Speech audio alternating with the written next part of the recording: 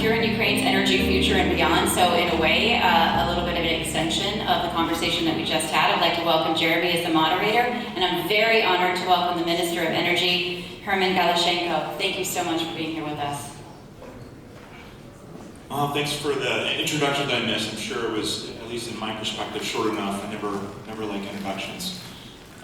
Minister, we were chatting a little bit about energy, and one of the perspectives that I take from this, your background from being practicing law and the intersection of innovation and energy and finance, but this has largely been a war that is, at least from the energy perspective, has been going on for at least for many years, starting with the pipeline shutdown 10 years ago, where there was starved heating from the citizens of Ukraine. And I'd like to hear your thoughts as you think of this conflict focused around energy, which is something that maybe people think more on the kinetic side, but this has really been an energy conflict as much as anything else. Yeah, thank you for the questions. And I just answering your question, I would like to start with one example, really, which shows what all this is about. 23rd of February 2022, the night the big war started. From autumn 2021, Russians, they started decrease the flows of gas to Europe. And they decreased in some days dramatically. So when we are talking about 109 million per day, that is a contractual volumes of gas, they would decrease to even 25, 40 per day, million per day. So it's dramatic decrease when we are talking about the flow of gas to Europe. And there were discussions with Europeans at that time that they asked Russians come back to the contractual volume, so everyone is anticipating that the Europe would face incredible problems in winter with the probable, even they discuss restriction of supply to the households and the industry.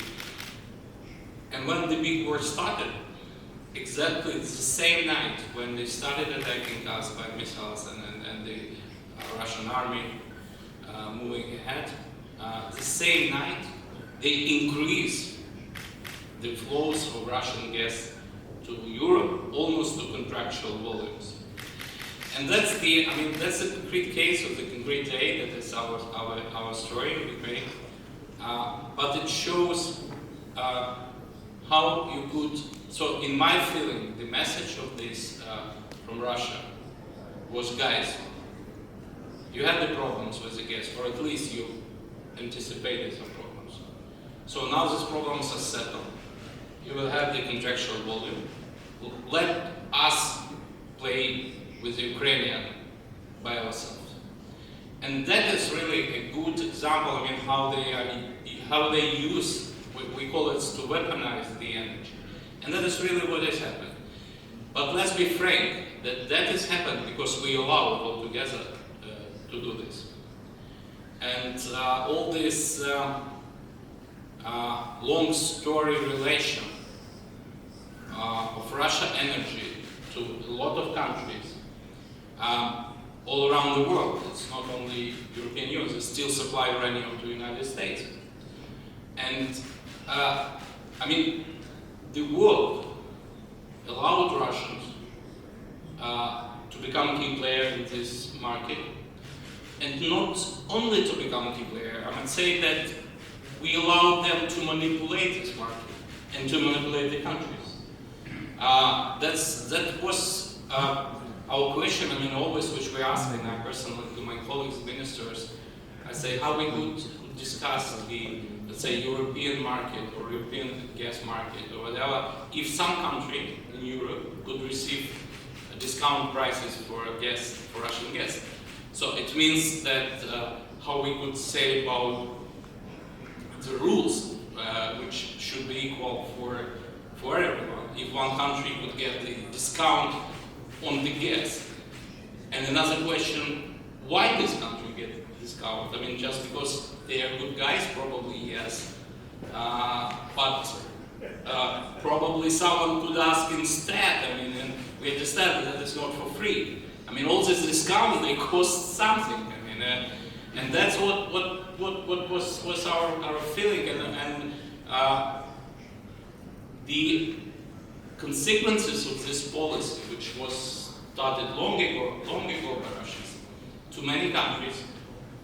Europe found in 22-23 winter, when it was increase in prices, there were a lot of far from market rules decisions, temporary administrations, and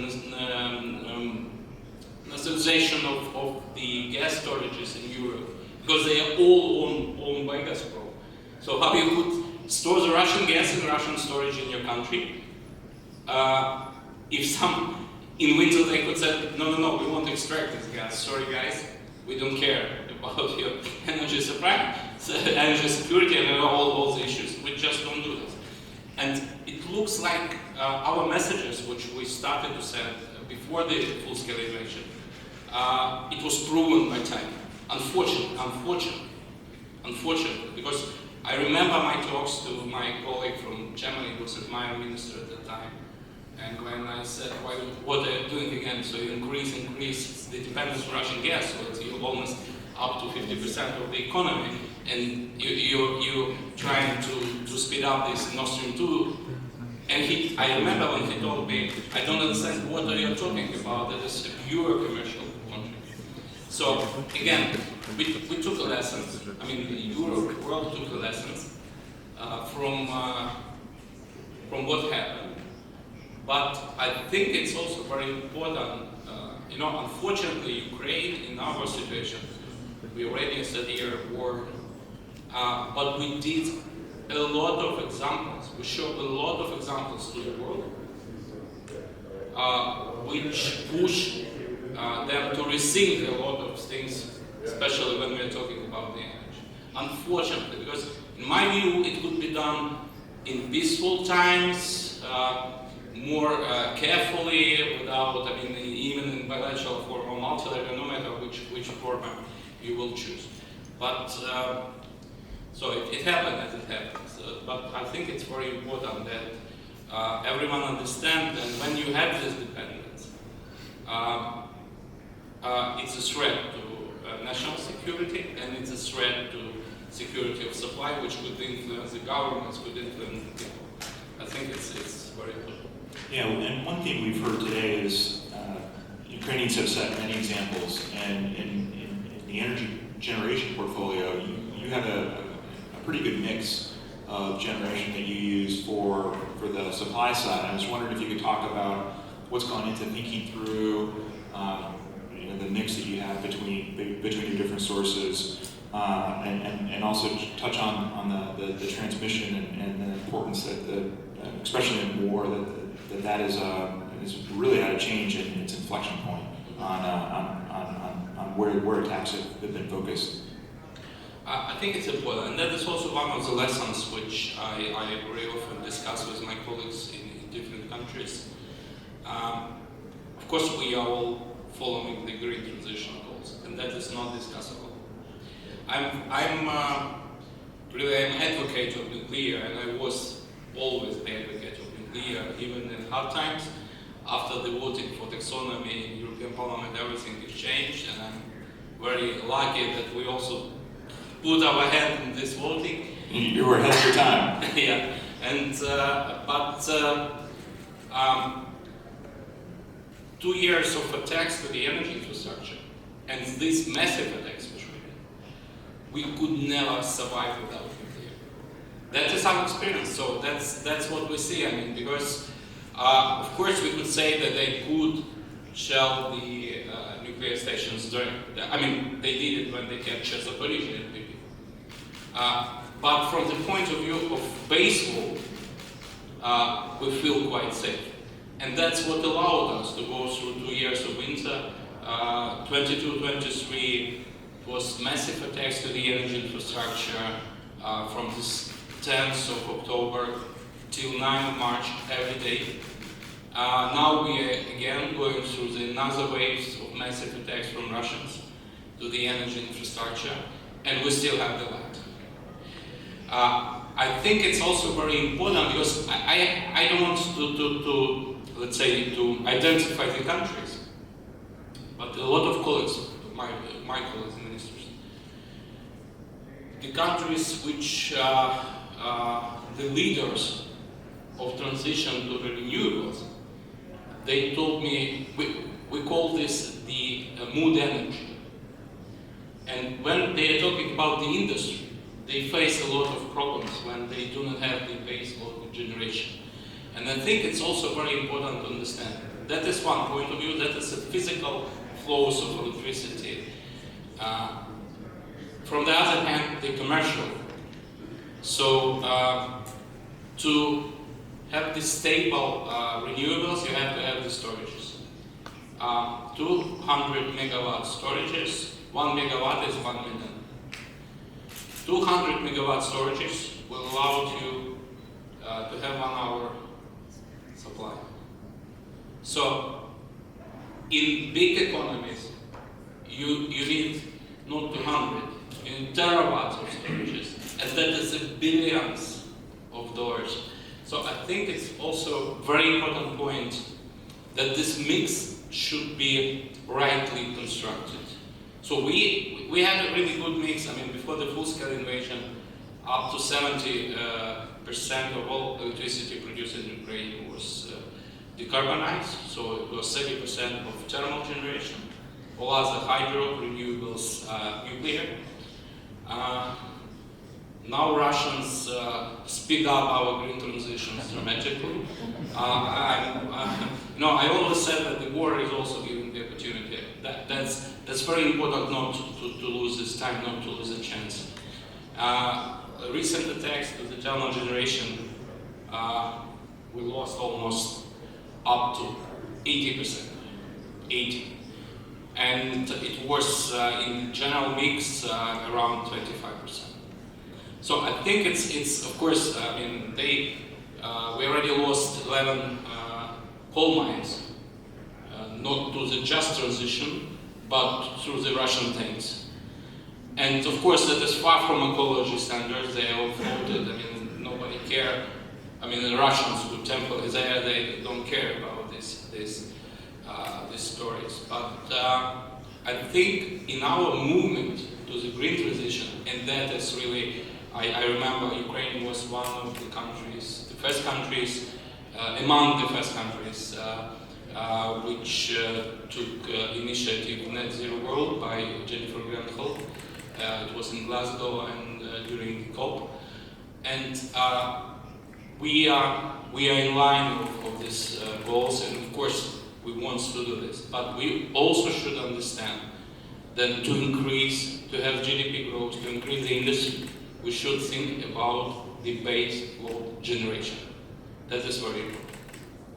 I was wondering if you could talk on the generation topic that's been near and dear to your heart is ZNPP, and certainly as part of the base load, that's a situation that is not currently resolved. I was wondering if you could talk about the current status of what's happening there. Ooh, that's my pain really, because in 2021 we add one line from the Zaporizhzhia PP in February 2022. First in the history of Ukraine, it's produced more than 6 gigawatt to the system. It was incredible work done, and really it's the biggest nuclear power plant in Europe. We did a huge modernization. Inside, we use diverse supply of fuel, so 50% in the Zaporizhzhia PP is from 12 Russia and 50 from Westinghouse fuel, and that is another problem for this Russians on site now. Of course, I mean, how they capture is that they use the tanks, heavy vehicles, artillery. That is a madness. So I remember this night, it was from 2nd to 4th of March 2022. Next night after the Board of Governors of EIA condemned them for the capture of Chernobyl NPP. And let's ask them to immediately withdraw their troops from Chernobyl NPP, and the next night they capture Zaporizhzhia NPP. And the story, by the way, they know what they are doing. The story was that at the same night they're supposed to capture 2 nuclear power plants. One is Zaporizhzhia NPP and another is South Ukraine NPP. And if we will lose, we could imagine, if the energy system loses 2 nuclear plants, it would be really a problem, a dramatic problem for us from the point of view of generation. But luckily, the South Ukrainian NPP are under Ukrainian control, and Zaporizhzhia, so they managed to do this. But situation, so it's already 2 years, and the situation becomes worse and worse. I mean, so that is my official message in EIA board meeting recently. We had very tough resolution on Zaporizhzhia NPP. That is what I'm saying to the media. We are moving towards the nuclear exit, and I think it's very important to understand. The 2 questions which I cannot answer: when, and who would be, let's say, and what would be the trigger of this. We did a training. We have a headquarter, and I'm head of this headquarter in case of accident on Zaporizhzhia NPP. Each year we did it, and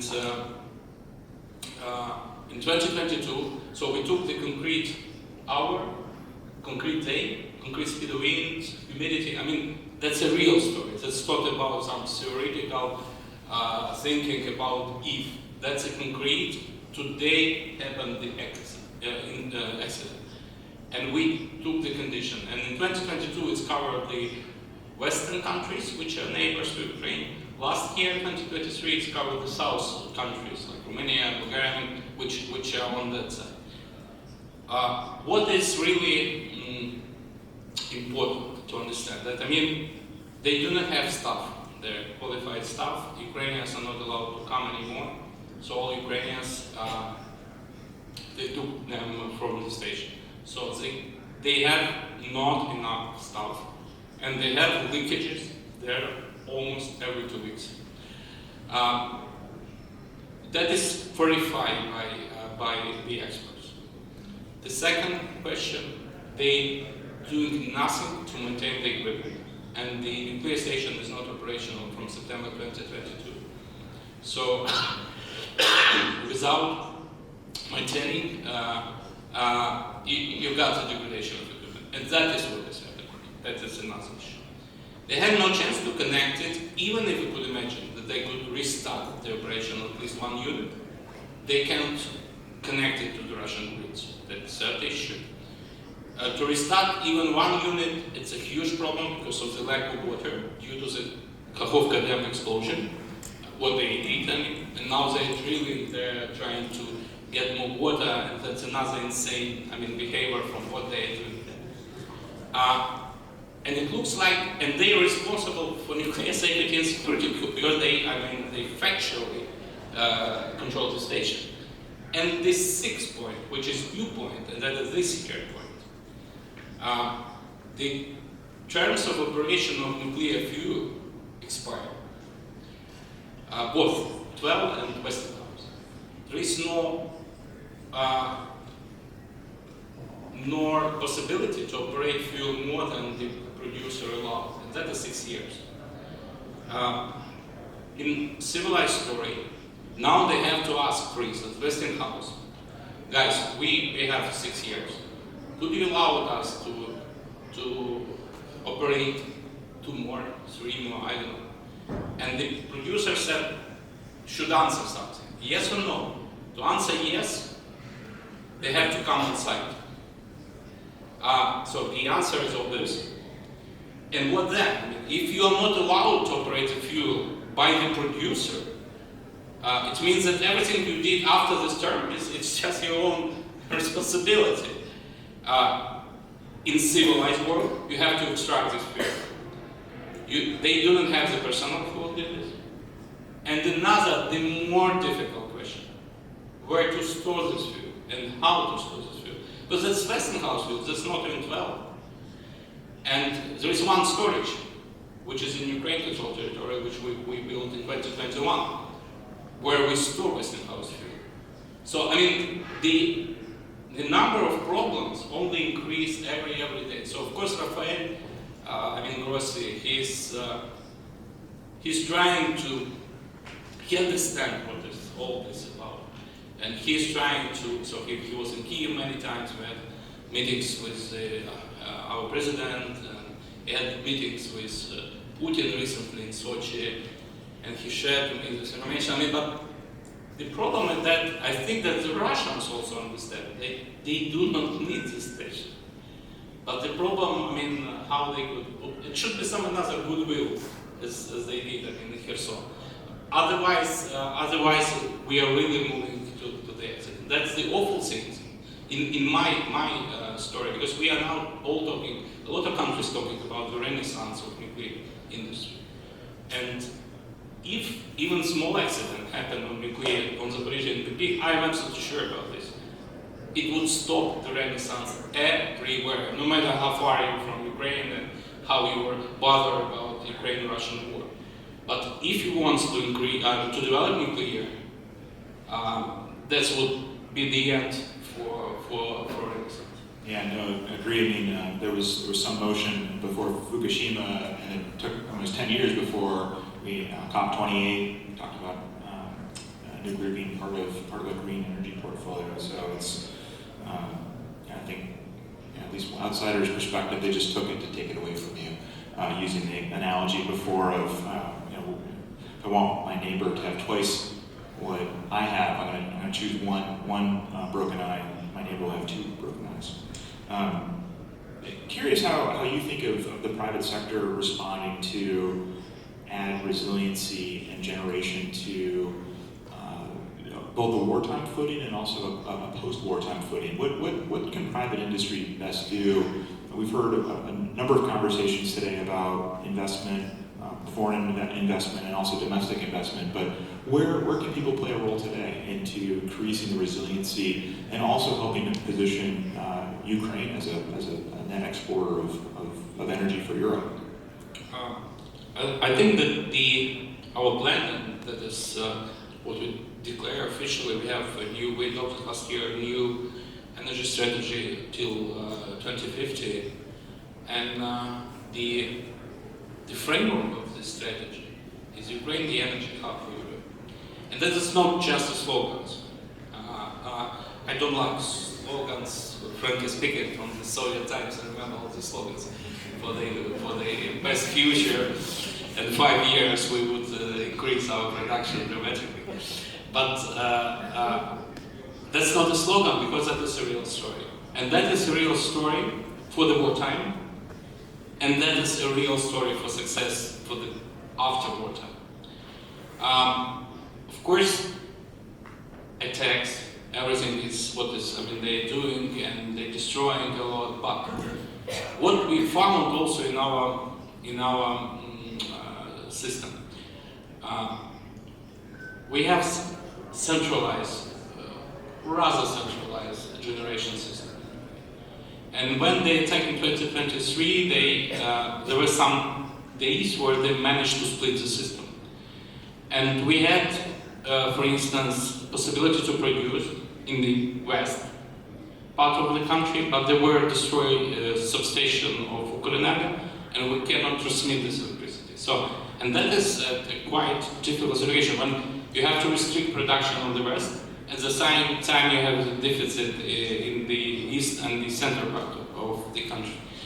So that's push us to the decision which is already in the energy strategy, to decentralize the generation, and that is very important. At least we should have the local generation, which would allow the cities to survive in case the lines destroyed.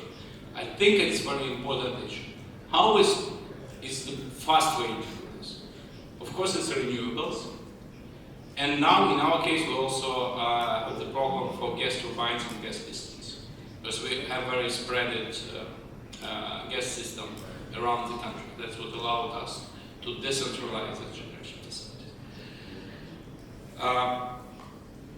21 days in isolation. We were disconnected several hours from Russia and Belarus agreed before the war started. And you know the interesting story maybe I could tell you that in fact we had a big discussion about this isolation test, and the war was in the air whether we should do, because it's a risk, and any energy system which is in isolation mode, it's quite vulnerable. That's, I mean, any country. And I remember that and of course it was one test in spring, in winter, one test in summer, and next year we were supposed to become the part of energy grids. And I remember that the Russians, we discussed, should we ask Russians for this isolation, because we need to get permissions from them to disconnect, and Belarusians. And there were some discussions. Let's say that we need to repair the lines. Let's not say that that's because we are moving to EU grids. And I said, guys, but that's been funny. I mean, they knew what we are doing. I mean, they knew why we are doing this. And we said that yes, guys, we need 3 days isolation test in February. And they agreed in December 2021 for 23rd night of isolation test. And I think that's theory to take Kyiv in 3 days is something close to 3 days isolation test. And that's the first victory. So it's again, so we are coming back to Russia, we are connecting our grids. Look what this crazy Ukrainians trying to do, just to disconnect our energy system. And I think that after this 21 days in isolation, and it was emergency synchronization, it was a great effort to our friends from all the world, and EU Commissioner on Energy, Kadri. In summer, we started exporting electricity to Europe. And I believe that these attacks, which started in 2022, and they started quite earlier, even if we're talking about the winter, they started on the 10th of October.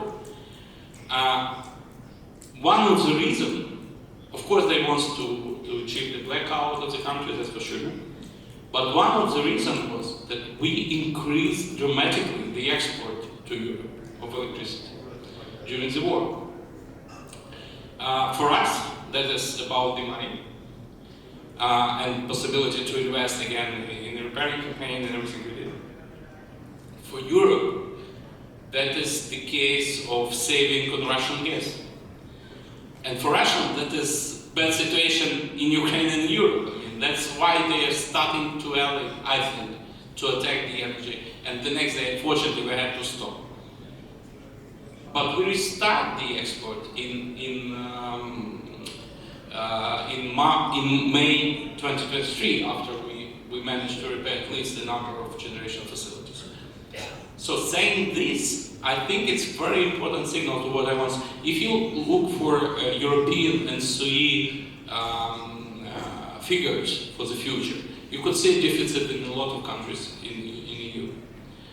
And Ukraine as a country, which will be already the EU member, I believe, but could easily become this battery for Europe. That's why we're talking about the energy. So if you're coming to invest here, if you're coming to invest in production, I mean, wind, solar, no matter, so we have a great opportunity for offshore wind, which is absolutely new for us.